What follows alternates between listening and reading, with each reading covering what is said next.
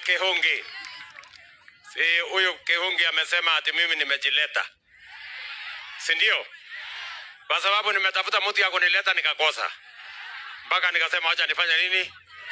Si mmesikia vile amehangaika sijui mwaka gani mpaka mwaka gani sikufika. Mwaka sijui gani mpaka gani sikufika. Lakini term hii si mimi nilikuja kuanzia hapa. Nilikuja pale kwa KMTC na hata basi ya KMTC iko tayari wewe mheshimiwa.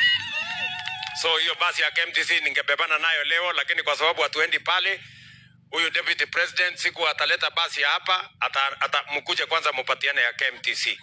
Si ndio? Na wakati alinieleza hiyo maneno huyu Kihungi amesema sijakuja hapa na sasa kazi ile ningefanya 2012 mpaka 20 ngapi nifanye yote pamoja. Si mmeona hiyo kazi nimefanya mpaka amekosa ile ya kuniuliza.